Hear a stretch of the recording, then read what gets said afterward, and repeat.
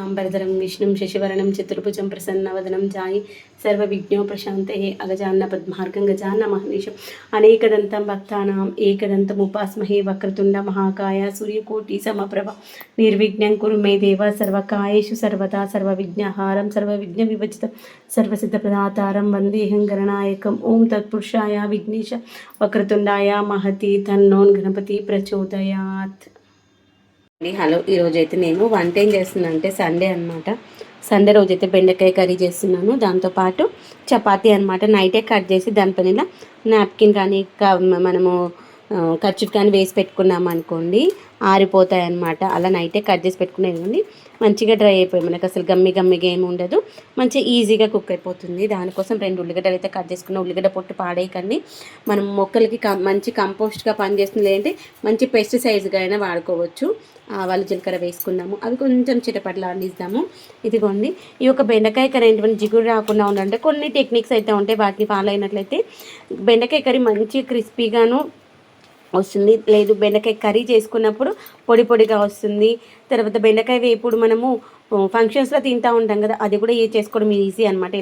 ఇలా బెండకాయలని కట్ చేసుకొని కాసేపు గాలికి ఆరబెట్టుకున్న తర్వాత దీంట్లో బియ్యం పిండి వేసేసుకొని ఉప్పు కారం ధనియా పౌడర్ వేసేసుకొని పిండి మంచిగా వీటికంతా పట్టేలా పట్టుకొని ఆయిల్ డీప్ ఫ్రైయింగ్కి పెట్టేసుకొని వేసేసుకోవాలి. సూపర్గా ఉంటుంది తెలుసా టేస్ట్ అయితే. అప్పుడప్పుడు చేస్తూ ఉంటాను, పప్పు చారు అలాంటివి చేసినప్పుడు ఆ యొక్క బెండకాయ వేపుడు అయితే చేస్తాను. అఖిల్కి చాలా ఇష్టం అనమాట. తర్వాత మనము బెండకాయ కర్రీ చేసేటప్పుడు వాడేటువంటి స్పూను ఇలాంటి సరాతం వాడినాం అనుకోండి, ఆ యొక్క ముక్కలు ఏంటంటివి విడిపోకుండా మంచిగా సపరేట్గా వస్తాయన్నమాట. ఇందులో మంచిగా ఆనియన్స్ని మంచిగా మగ్గనిద్దాం. తర్వాత మనం ఏ కూర అయినా కానీ చేసేటప్పుడు ఫస్ట్ ఆనియన్స్ మగ్గడానికి సాల్ట్ వేస్తాం కదా, కానీ బెండకాయ కర్రీ చేసేటప్పుడు మాత్రం ఆనియన్స్ మగ్గడం కోసం సాల్ట్ వేయద్దు. సాల్ట్ వేస్తే దీంట్లో ఉన్నటువంటి వాటర్ అనేటువంటి రిలీజ్ అయ్యి గమ్మీగా అవుతాయి అనమాట. అందుకనే ఈ యొక్క బెండకాయ కర్రీ చేసినప్పుడు మాత్రం సాల్ట్ వేసుకోవద్దు ముందే. తర్వాత అల్లం వెల్లిగడ్డ పేస్ట్ కూడా ఇప్పుడే వేసుకోవద్దు అనమాట. ఇలా ఆనియన్స్ మంచిగా మగ్గుతూ ఉన్నప్పుడు దీంట్లో మనము బెండకాయలు సన్నగా కట్ చేసుకున్నటువంటి బెండకాయలు కదా, నేను ఇలా మంచిగా కేజీ బెండకాయలు అనమాట. కేజీ తీసుకొచ్చి దాంట్లోకి వెళ్ళి ఒక 4-5 తీసి పెట్టాను.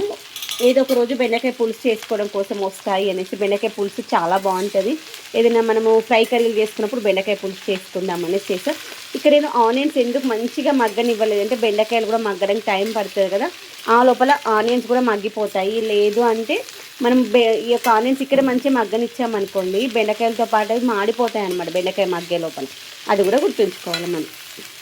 ఇప్పుడు మంటను చిన్న మంటకి మార్చేస్తున్నాను. కొంచెం మందంగా ఉన్న గిన్నెలలో చేసుకున్నాం అనుకోండి బాగుంటుంది. ఇదిగోండి, ఇలా మంచిగా స్ప్రెడ్ చేసి పెట్టేసుకుంటే మంచిగా తొందరగా ఫ్రై అయిపోతుంది. ఒకే దగ్గర ముద్దలా కాకుండా మంచిగా ఇలా స్ప్రెడ్ చేసి పెట్టేసుకోవాలి. ఇది ఫ్రై అయ్యే లోపల నేను పూజ దగ్గర పని చేసుకుంటాను. అందుకని కర్రీ పొయ్యి మీద వేసాను అనమాట. అవ్వడానికి చాలా టైం పడుతుంది. ఆ లోపల మన పూజ పని కూడా అయిపోతుంది. బెండకాయలు అయితే మంచిగా వేగుతూ ఉన్నాయి. ఈ లోపల నేను పైనకి వెళ్ళి దేవుడికి పెట్టిన పువ్వులన్నీ కూడా పైన వేసేసి వచ్చాను. అయితే నిన్న వర్షం పడింది, ఒకసారి ఎలా ఉంటాయి ఒకసారి చూసేసి వద్దామని కూడా పైకి వెళ్ళినది. ఆ లోపల ఇది మంచిగా మగ్గుతూ ఉంది. ఇది ఈ స్టేజ్కి రావాలి. నేను దీంట్లో ఇది కూడా వేసినట్టున్నాను. ఇలా మంచిగా రోస్ట్ అయిపోయిన తర్వాత ఈ స్టేజ్లో మనము పసుపు అల్లం వెల్లిగడ్డ వేసుకోవాలి. ఇదిగోండి, దీంట్లో ఇప్పుడు పసుపు, ఇందులో పసుపు అల్లం వెల్లిగడ్డ పేస్టు ఇప్పుడు మనం కారం వేసే ముందు వేస్తే మాడిపోకుండా ఉంటాయన్నమాట. అందుకోసం ఇప్పుడు లాస్ట్లో వేయడానికి రీజన్.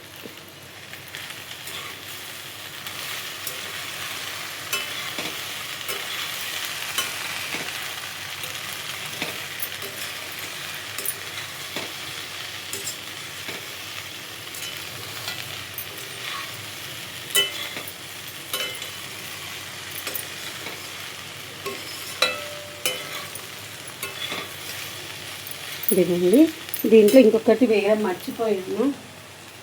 ఏమో, మనుషులు ఎప్పుడు మనల్ని డిస్టర్బ్ చేసే మనుషులు మన పక్కన ఉంటే మైండ్ ఎప్పుడు ప్రశాంతంగా బతకలేం కదా. యాక్చువల్గా మనం బెండకాయలు వేయగానే చక్కెర వేయాలి. ఈ యొక్క జిగురు నట్స్ తొందరగా పోతాయి అన్నమాట. ఇంకొక 2 నిమిషాలు ఉంచుదాము ఈ యొక్క బెండకాయల జిగురు వేసుకునేంత వరకు. తర్వాత ఇప్పుడు నేనైతే దేవుడికి పెట్టేటువంటి దీపాలు తీసుకొచ్చేసాను. ఇదిగోండి ఈ యొక్క సోప్ ఏంటంటే ఓన్లీ ఇవి తోమడానికి మాత్రమే వాడతా, అందుకే ఇలా బ్లాక్గా ఉంది. ఎందుకంటే నేను ఈ యొక్క అగరబత్తి పౌడరు, ధూపం పౌడర్ ఉంటుంది కదా, వీటిని వేస్ట్ చేయకుండా వీటితోనే దీపాలు అయితే తోముతాం అనమాట. ఎలా చేస్తానంటే ఫస్ట్ దీనిపైన కొంచెం వాటర్ వేసేసుకున్నాం అనుకోండి, అది మెత్తగా అయిపోతుంది. తర్వాత కింది సైడ్ కూడా అంటే ఫోన్ చేతిలో పట్టుకున్నాను కాబట్టి మీకు చూపిస్తున్నాను. ఇంకొండి ఇలా ఫస్ట్ అన్నింటికి ఇలా సోప్ని అప్లై చేసుకోవాలి. తర్వాత ఒక్క ఫింగర్ చాలు, మనకు తడి ఉండాలి కొంచెం, చేతుల్లో బలం లేకుండా పోతుంది. అసలు చిన్న ఐటమ్స్ పట్టుకోవడానికి గ్రిప్ వస్తలేదు. మనిషికి జీవితంలో ఏదున్నా లేకపోయినా ప్రశాంతత ఉండాలి. ఎంత ఉంటే ఏం లాభం, మనది కానిది.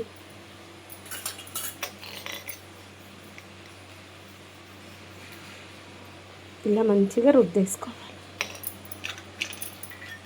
తర్వాత కడిగి చూపిస్తాను, చాలా నీట్గా వస్తాయి. అసలు మనకి పీతాంబరే అవసరం లేదు. నేను వీలైనంత వరకు పీతాంబర్ వాడడం, ఇప్పుడు ఒకసారి రేర్ కేసెస్లో కొంచెం బ్లాక్గా అయిపోయినాయి అనిపించినప్పుడు మాత్రమే వాడతాను.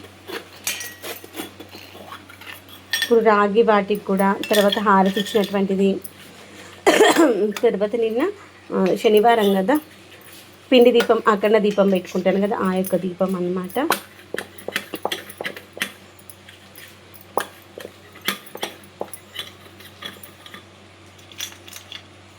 ನೋಡಿ ఈ దీపానికి ఇది వస్తాయి అన్నమాట స్క్రూ. ఈ యొక్క పిండి దీపం లోపల ఇది పెట్టేస్తే మంచి మనకి ఈ వత్తులు ఎలా అయితే మంచి ఎక్కువసేపు వెలుగుతాయి అలా మంచిగా వెలుగుతాయి.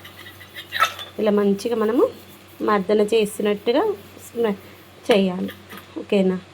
చేతులు ఒక చేతితో పట్టుకుంటే చేతు గ్రిప్ వస్తుంది. మనిషికి స్ట్రెస్ ఉండదు, గుర్తుపెట్టుకోవాలి. మనకు అవసరం లేని మనుషులు మన చుట్టూ ఉన్న వాళ్ళు మనకు లేరు అని అనుకుంటే బెటర్. అప్పుడే జీవితంలో హ్యాపీగా ఉంటుంది. ఏదో బ్రతికున్నారు అంతే, కానీ మనకు లేరు అనుకోవాలి. ఎదుటి మనిషి కోసం ఎప్పుడు బాధపడతా కూర్చుంటే వాళ్ళు బాగానే ఉంటారు, వాళ్ళ లైఫ్ని వాళ్ళు బాగానే లీడ్ చేస్తూ ఉంటారు. మన ఫ్యామిలీ డిస్టర్బ్ అవుతుంది, అది గుర్తుపెట్టుకోండి. మనల్ని బాధ పెట్టే వాళ్ళు అసలు మన వాళ్ళే కాదు. అలాంటప్పుడు వాళ్ళ కోసం మనం ఎందుకు ఆలోచన చేయాలి? నిన్నే అనిపించింది మన వాళ్ళు కారు అని. మనం ఇన్నిసార్లు బాధ పెడుతున్నారు, మన బాధకి ఇన్నిసార్లు వాళ్ళు కారణమవుతున్నప్పుడు వాళ్ళు మన వాళ్ళు ఎలా అవుతారు? మన వాళ్ళు కానీ వాళ్ళ కోసం ఎందుకు ఆలోచన చేయాలి? ఇప్పటివరకు మనం ఉప్పు కూడా వేసుకోలేదు కదా, ఆ కారంలో ఉన్న ఉప్పు సరిపోతుంది. సరిపోకపోతే ఫైనల్గా వేస్తాను.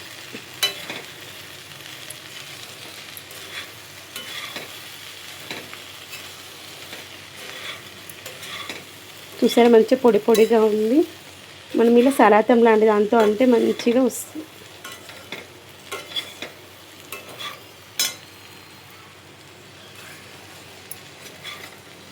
తర్వాత దీంట్లో నేను ఇంకొకటి వేద్దాం అనుకుంటున్నాను. మొన్న నేను ముందే కారం ఎందుకు వెళ్ళాలంటే కింద అడగంటుతాయి అనమాట, అందుకని మనం లాస్ట్లో దించుతామనుకునే ముందే వేసుకోవాలి. మొన్న మనము అవిసె గింజల పౌడర్ చేసుకున్నాం కదా,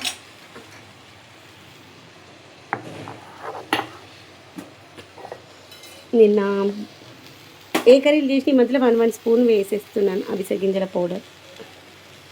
ఎందుకంటే దీనిలో మనం అన్ని పప్పులు అవన్నీ వేస్ట్ చేసాము, అవిసె గింజలు కూడా వేస్ట్ చేసాం కదా, కమ్మగా ఉంటుంది. అందుకే కొంచెం కారం తక్కువగా అన్నట్టు వేసుకున్నాను. ఇంకా దీంట్లో అవిసె గింజల పౌడర్లో కూడా కారం ఉంటుంది కదా. ఇంకా ఫైనల్గా కొత్తిమీర ఒక్కటి వేసేసుకుంటామంటే అయిపోతుంది. ఇంకోండి స్పూన్కంతా జిగురుగా ఉండేది వస్తుంది కదా, దాన్ని ఇలా అంచులకు అనేసామనుకోండి, అది కూడా మంచిగా మగ్గిపోతుంది. ఒక 5-10 నిమిషాలు మంచిగా మగ్గనిసాము అడుగంటకుండా. ఆ లోపల నేను ఇవన్నీ తోమేసుకుంటాను. ఫైనల్గా అయితే బెండకాయ కర్రీని అయితే రెడీ అయిపోయింది. తర్వాత కొంచెం సాల్ట్ పడుతుంది అనిపించింది, టేస్ట్ చూడలేక సాల్ట్ పడుతుంది, మనం సాల్ట్ వేయలేదు కదా. సాల్ట్ కొత్తిమీర వేసేసుకున్నాను. ఒక్కసారి కలిపేసి స్టవ్ బంద్ చేసి మూత పెట్టకండి, మూత పెడితే మళ్ళీ మొత్తం అంతా గమ్మీగా అవుతుంది. కిందికి వెళ్ళి ఒక్కసారి ఇలా అనేసామనుకోండి, కిందంతా మసాలా కారము అదంతా కింద అడగంటుతుంది అనమాట. ఎందుకంటే స్టీల్ కాబట్టి మనం ఎప్పుడైనా కలిపేటప్పుడు ఇలా అనేస్తే కింద అసలు బాటంలో ఏమీ ఉండదు. నేను చెప్పినట్టుగా బెండకాయ కర్రీ కూడా ఇలా పొడి పొడిలో ఆడుతూ వస్తుంది. అసలు గమ్మీగా అనిపిస్తుందా? అస్సలు గమ్మీగా లేదు. నేను ఆయిల్ కూడా చాలా తక్కువ క్వాంటిటీ వేసాను, ఆయిల్ ఎక్కువ వేసాను అన్నట్టు కూడా లేదు. అలా చేస్తే కర్రీ అనేటువంటిది మనం ఏంటంటే 2 టిప్స్. మనము బెండకాయలు మగ్గిన తర్వాత మాత్రమే ఉప్పు వేసుకోవాలి. బెండకాయలు వేయగానే కొంచెం చిటికెడు చక్కెర వేసుకోవాలి. ఊరికే కలుపుతూ ఉండదు. ఈ 3 టెక్నిక్స్ ఫాలో అయితే బెండకాయ కర్రీ అయితే సూపర్గా వస్తుంది. ఇంకా స్టవ్ బంద్ చేస్తాను. ఇదిగోండి మనమైతే దీపాలన్నీ నేను చెప్పాను కదా ఏంటి అగరబత్తి పౌడర్ ధూపం పౌడర్తో కడుగుతాను. తర్వాత సోప్ పెట్టేసి ఇదిగోండి కడిగిన తర్వాత చూడండి ఎంత మంచిగా ఉన్నాయో. తర్వాత మనం ప్యూరిఫైర్ నుండి వచ్చేటువంటి వాటర్ ఉంటుంది. వీటిని వాటర్ వేస్ట్ చేయదు మొక్కలకు వేయడం కోసం. ఫస్ట్ ఏం చేస్తానంటే వెజిటేబుల్స్ కడగడం కోసం వాడతాను. అవే వాటర్ని తీసుకెళ్ళి మొక్కలకు వేసేసుకుంటాను అనమాట. ఇంక కర్రీ అయిపోయింది. స్టవ్ బంద్ చేస్తాను. పూజ చేసేసుకుందాం. ఇంకా హలో, ఈరోజు అయితే కేఎఫ్సి స్టైల్ చికెన్ చేయాలనుకుంటే దానికోసం అని దీంట్లో చికెన్ లెగ్ పీసెస్ ఉన్నాయి, చికెన్ వింగ్స్ ఉన్నాయి. చికెన్ వింగ్స్ సపరేట్ చేస్తాను. చికెన్ లెగ్ పీసెస్ ఉంటాయి కదా వాటికి అన్నిటి కలిపి ఉప్పు, కారము, అల్లం వెల్లిగడ్డ పేస్ట్, పసుపు, గరం మసాలా వేసేసి అయితే కలిపేసుకున్నాను. కేఎఫ్సి స్టైల్ చికెన్ కోసం మనం ఫస్ట్ ఏం చేస్తాం, కార్న్ఫ్లోర్ కానీ మైదా కానీ తీసుకొని కొంచెం వాటర్లో మిక్స్ చేసి ఈ యొక్క పేస్ట్లో మనం ఫస్ట్ వాటిని దొల్లించిన తర్వాత అప్పుడు మనము బ్రెడ్ క్రమ్స్ కానీ లేదంటే ఓట్స్లో అంటాం కదా, ఇదిగో నేను బ్రెడ్ క్రమ్స్ ఉంటాయి కదా, అంటే మనము రస్క్ ఉంటుంది కదా, రస్క్ని కచ్చపచ్చ మిక్సీ అయినా పెట్టుకోవచ్చు, లేదంటే రోట్లో వేసైనా దంచవచ్చు. నా దగ్గర మోటార్ పిస్టన్ ఉండే దాంతో దంచేసాను. ఇది కొంచెం వాటర్ వేసేసి, ఇదేంటంటే బార్లీ అన్నమాట, మైదా లేదు, నేను మైదా అసలు వాడను, ఇంట్లో మైదా పిండి కూడా వాడను కాబట్టి బార్లీ ఆరోగ్యానికి చాలా మంచిది. దీన్ని మంచిగా ఉండలు లేకుండా కలిపి. ఫ్రెండ్స్ హాయ్ అండి, హలో. ఈరోజు సండే రోజు స్పెషల్స్ ఏంటో చూద్దాము. ప్లేట్లో లేబాటు తీసేయండి. ఇదిగోండి చికెన్ కర్రీ, ఇదిగోండి చికెన్ కర్రీ. ఈరోజు అయితే రెగ్యులర్ చేసినట్టు కాకుండా రెగ్యులర్గా కొబ్బరి పౌడర్ వేస్తాను. ఈరోజైతే కొబ్బరి పౌడర్ వేయలేదన్నమాట. ఒకసారి ట్రై చేద్దామని ఎప్పుడు చేయలేదు అసలు కొబ్బరి పౌడర్ వేయకుండా, ఎందుకంటే కొబ్బరి పౌడర్ వేస్తే మనకి గ్రేవీ బాగుంటుంది టేస్ట్. చూద్దాం.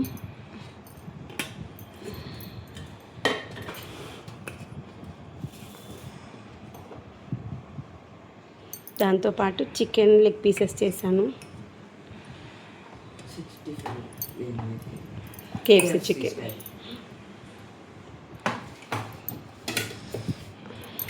అండి హలో, ఈరోజైతే ఈవినింగ్ స్నాక్స్ సండే రోజు చికెన్ ఫ్రై అయితే చేశాను. చికెన్ వింగ్స్, తర్వాత వచ్చేసి చికెన్ లెగ్ పీసెస్ని మ్యారినేషన్ చేసిన తర్వాత మార్నింగ్ టైంలో లంచ్ కోసం ప్రిపేర్ చేసినప్పుడు మ్యారినేషన్ చేస్తాను. ఇప్పుడు డిన్నర్ కోసం చేసేటప్పుడు